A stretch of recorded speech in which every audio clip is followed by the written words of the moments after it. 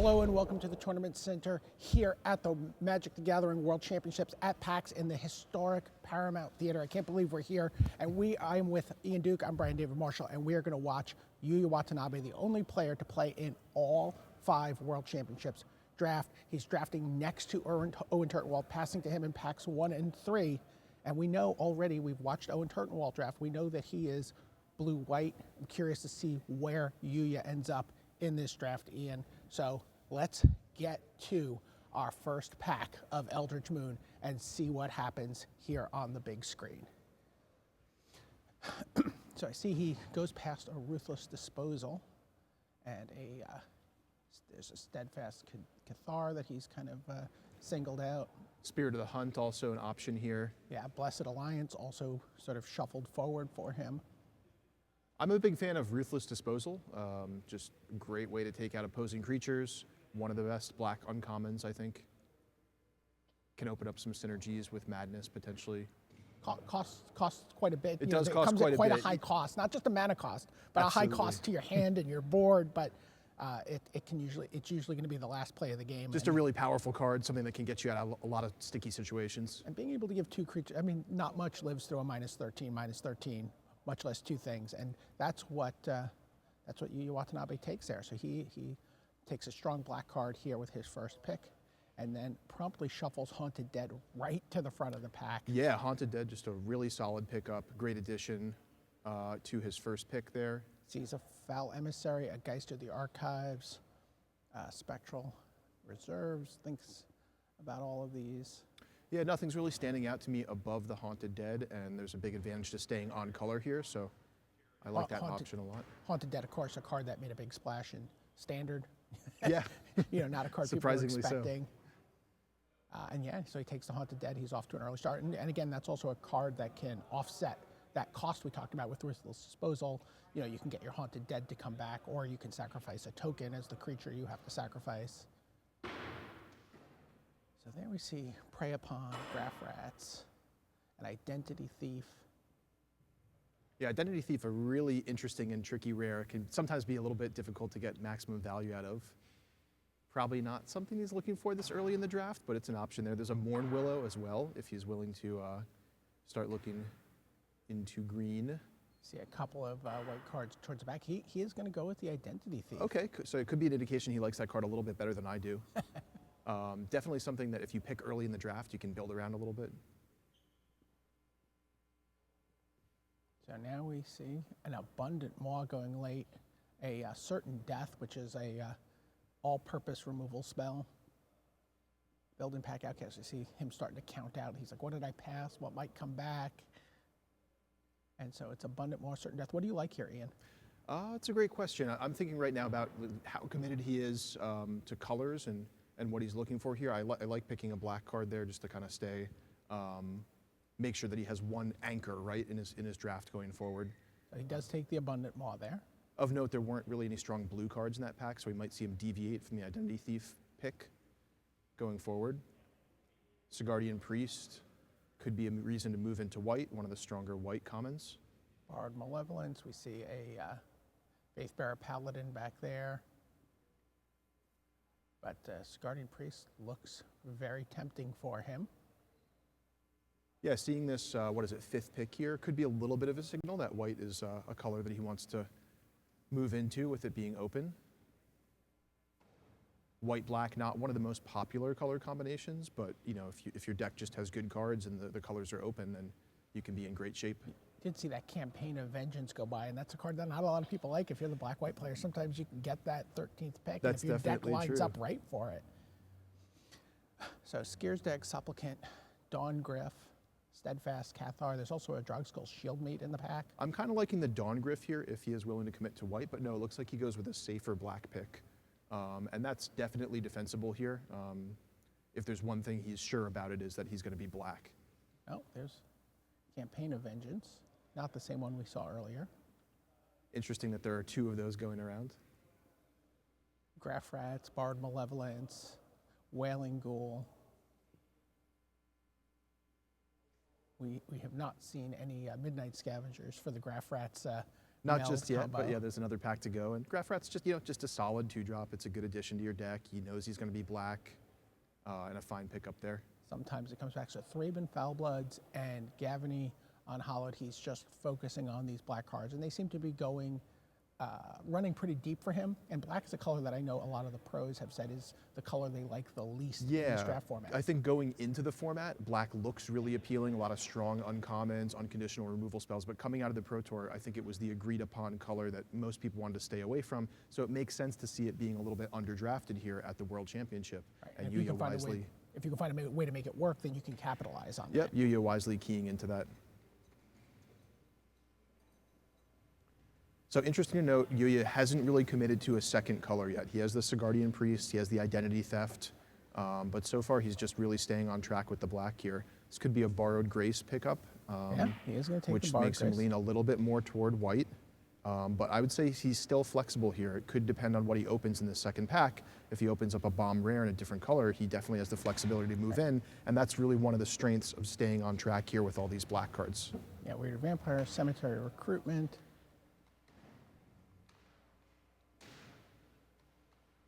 And just winding down the pack. You're not really expecting to get stuff that you're going to play here, but sometimes you Campaign get a of Vengeance 13th there. Campaign of Vengeance. Yeah, that's a card that's it's a little bit contentious as far as how strong it is, and maybe you need the right deck for it, even if you are black and white. But it's definitely an option he'll have to be thinking about going forward here. It starts to look good with something like Haunted Dead. Yeah, I agree. So here we see what he has as he sort of scans the pack. So coming out of this first pack, if I were Yuuya, I'd be feeling okay, but not super great. I mean, I like the fact that he has a depth of black cards and has his options to switch into another color if he sees something really attractive. But that said, aside from the Ruthless Disposal that he picked up and maybe the Haunted Dead, he's kind of lacking in like those premium cards that really make you feel great about a first pack. That let you also punch through a board, right? Yeah. All right, so now we see pack 2. This is also going to be an Eldritch Moon pack. He's going to be passing this in an opposite direction, and he is getting passed to by Owen this time. So he was passing to Owen in pack 1, and now Owen is passing to him. And we see another Graph Rats. See, was that a Rise from the Grave? Mm-hmm. I think Hanweir Garrison, the rare there. And is he still open enough that if he wanted to consider I think he going to could red? be. Hanweir Garrison is pretty good. It's definitely an option here. That said, he has a few solid white cards as well, and that might be enough sort of gravity to keep him from drifting into red at this point. But Rise from the Grave is the card he has sort of elevated above Yeah, the that's rest a of little the curious pack. to me. This is Rise from the Grave is not a card that I have ranked that high in this draft format, and you know, it's a black card. It's a solid playable, but it's not something I'd be excited to first pick here in Yuuya's shoes. But that is what he takes. I think given the opportunity cost being pretty low there, I think there's a case to be made for taking the Hanweir Garrison. But let's see what we have here in pack 2. Wow, Bloodhall Priest. Bloodhall Priest, Ironclad Slayer. Yeah. Bloodhall Priest, a really powerful card. I mean, just a 4-mana 4/4 is fantastic. And you see, he needs to take a second here to think this through. He's like, do I stick with this white-black plan? Or Yeah, and was imagine I supposed to have taken the red? Imagine he took the Hanweir Garrison last pick. It would have been just great for him. He could move right into red-black here, but now he's got to decide. It looks like he's thinking about, it's like an Extricator of Sin and that's what he takes. So he said, okay, I'm white, I'm black-white. Yeah, this is the point in the draft where we see a full committal to I'm definitely black and I'm definitely white now at this point. He did pass up those two red cards. Remember, we know he's being passed to by Owen, and we know Owen is solidly in white-blue. Okay, so we might see white start to dry up for Yuuya here. So here we see Liliana's Elite and Spectral Reserves as the two cards he sort of identified. Spectral Reserves really nice if you're doing something with Campaign of Vengeance, for example. That's a very good point, actually. That is very, very relevant here. Puts 2 flyers onto the board, you gain a little life. When you attack, you get to drain for 2, essentially. Yeah, and he does go with that pick, and I think a lot of it is that he's thinking about that Campaign of Vengeance there. That is what you want to be doing if you're going down that road of having a lot of tokens and evasive, flying creatures and things like that. There's an Oath of Lyanna, there's a Fiend Binder. Wow, this Galvanic Bombardment and a Thermo Alchemist. Seeing that Galvanic Bombardment here, I mean, this is the point in the draft where you really start to question yourself a little bit. Yeah. And you're like, I made the right decision at each step of the way, but if I had taken a different route, I might end up with a better deck here.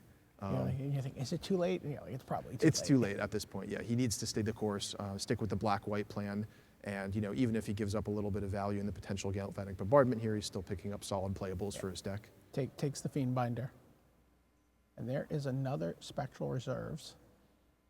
He also has a Geist of the Lonely Vigil. Nice defensive 2-drop if you have the ability to turn on Delirium. Yeah, we haven't seen a lot of going out of his way to turn on Delirium here, and the Geist is not a huge reward for that. So I think we'll see him go with the Spectral Reserves and continue down that, evasive flyers plus token creatures plan. Right. That gives his deck a little bit more of a coherent strategy. If you had to guess right now, do you think he's got Campaign of Vengeance sort of tucked into his playables? I think he does now with the double Spectral Reserves. As we said, it's a card that not everyone is super keen on, but I think this is the right deck for it. So looking at Markov Crusader, Wailing Ghoul, there's also a Graph Rat in the pack, there's also a Weirded Vampire. So worth noting, this is probably deep enough into the Eldritch Moon picks that Graph Rats has lost a lot of value, right? Yeah. Not seeing the meld pair to go along with it. And where this draft might differ from your local draft is you see the cards are sleeved. The players don't actually know about the double-faced cards at the table. There's a Lunarch Mantle.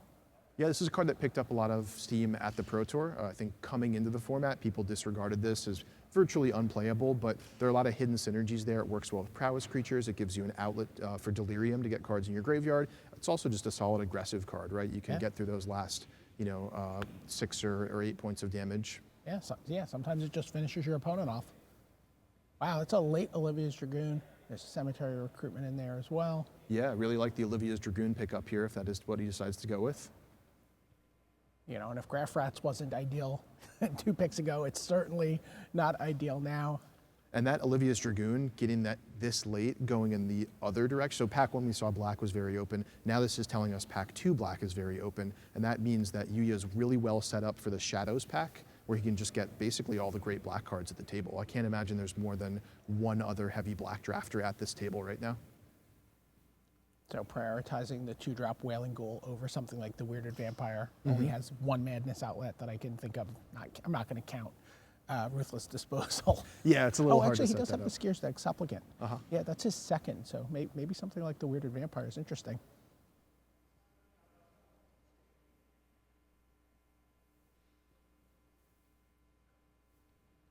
So Yuuya just sort of rounding out this pack here. I think he's in decent shape. He's not hurting for number of playables. Again, he's lacking a little bit of that sort of pizzazz, those bomb rares or things that you can really point to as standouts for his deck. But what are you looking for as we go back to Shadows over Innistrad for this last pack? I think he's just looking to reap the rewards of having moved in on black and just getting solid common removal spells a little bit later than he would otherwise, just kind of rounding out his deck. Obviously, you can always hope for opening some kind of crazy bomb rare or something along those lines, but I think he's in a spot where he's just looking for like incremental upgrades. Sure. Gets us Succumb to Temptation somewhere there towards the end. Does not sort it towards the front, not something he's thinking about, but you get an idea of what he's got going on here in the deck. Yeah, not very much in the way of removal, in which, like suddenly that Rise from the Grave is a little worse. Also, if you don't have a way to kill anything. Yeah, I think he'd really love to just see cards like Dead Weight, for example, here in the Shadows pack. Worth noting that there is a little bit of an opportunity for him to do some Delirium stuff if he gets a powerful reward for it. His deck's not super well set up for that, but between his discard outlets and something like Lunarch Mantle, he has that opportunity. Well, there you see a Weirded Vampire. He's like, oh, okay, well, maybe I can make use of this. He does have Campaign of Vengeance sort of towards the back of the playables. And now 1 pack to go.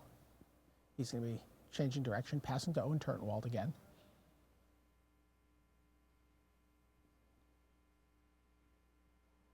You see the players laying the cards out. They count out to make sure the count is right, that they've got the right number of cards in the pack. And then we see Welcome to the Fold, Griff's Boon. That might be a nice card for him.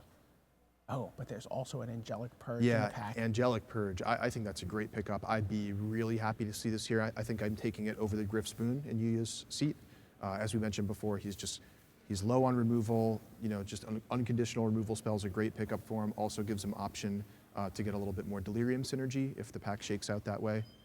That said, Griff's Boon is also a fantastic card. Works well if he goes down that Campaign of Vengeance plan to just kind of chip away for a little bit of damage here and there.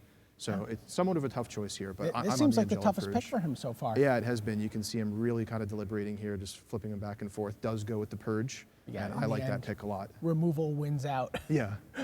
over flying.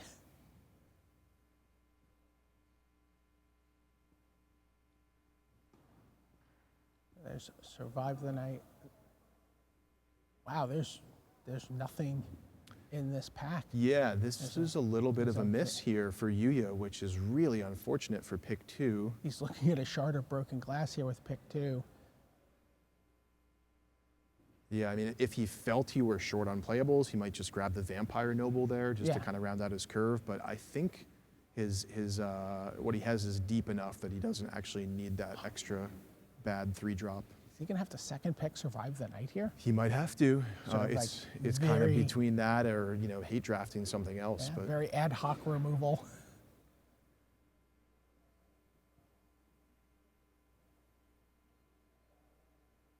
Not the Dead, another Vampire Noble.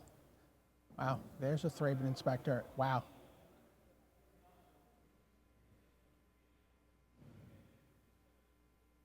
so flipping on through here. Yeah, Nearheath Chaplain looks like it's going to be the pick. Two good cards, just like really you're, I guess, trying to decide where you want to be in your curve. Yeah, no, the Chaplain is fantastic. Yeah. He's super happy to pick that up here. That's great. Makes up a little bit for missing the previous pack. And despite the fact that both Owen and Yuuya are in white, Owen has happily scooped up a Griff's Boon and will scoop up a Thraben Inspector. Oh, wow, there's a Toppelgeist.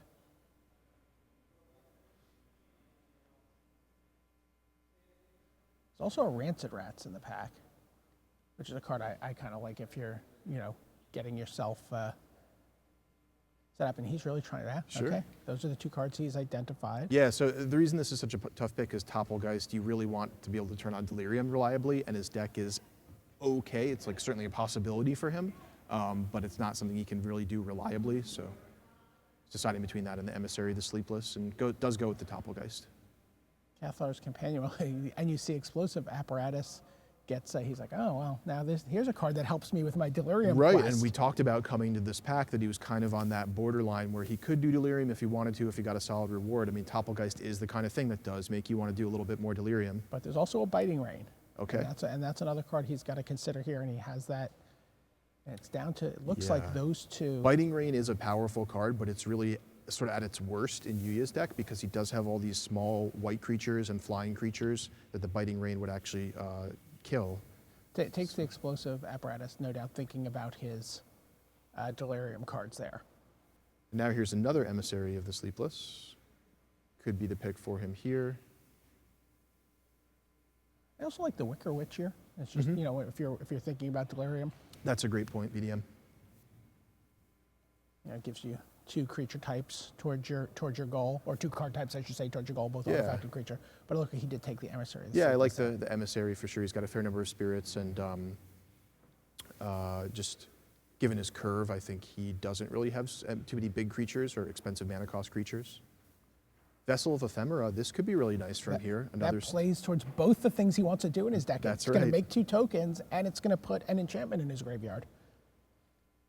So I like that pickup for him here a lot. Vessel of Ephemera, a card that's like, it's sort of an average card. You're like, okay to have it in your deck, but then when you have some synergies to go along with it, it can really move up quite a bit. Yeah, this is about as good as I've seen it look. Yeah. So here's a Macabre Waltz. He's also looking at that Shard of Broken Glass.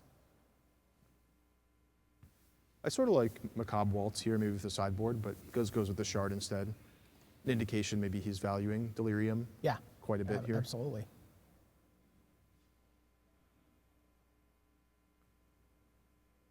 Hound of the Far Bogs. Hound of the 10th pick. Yep. Not something to be super excited about here, but again, something solid, and depending on how his curve shapes out as he lays out his deck. Enough so that he was Could be an considering inclusion. hate drafting a Watcher in the web. That's right. And there you see that Vampire Noble we talked about earlier, just coming around the table. There was no need to look at that card any sooner than this. In fact, he doesn't even take it there. He took the Vessel. Vessel of Malignity. Yeah, Vessel's a card I could definitely see him sideboarding in if he's in a little bit of a grindier matchup. Just getting some cards out of the opponent's hand, as well as putting an enchantment into the graveyard. Right. Very relevant. All right. So just Merciless Resolve. And then he is winding down the pack. There's a Shambleback. He has an extra sorcery, which he won't play. What do you think of this deck? How do you feel? How do you feel this deck has turned out? I think the deck turned out okay. It's solid. You know, when you're at the World Championship, everyone at the table is a really strong player. The really premium cards are going to get gobbled up super fast. So I think it's kind of running about expectation for the table. So I would probably give it about a B on the deck. That said, I did like the way that Yuuya drafted. I'd probably give him an A- on the draft, B on the deck. Something in And that then range. what are the odds you think that Campaign of Vengeance is in that main deck? Pretty high. I'm going to go with like 65% or something. Not 100%, of course, but it's definitely an option. All right, there you have it. Hall of Famer-elect Yuuya Watanabe's draft here on day one of the World Championships at PAX.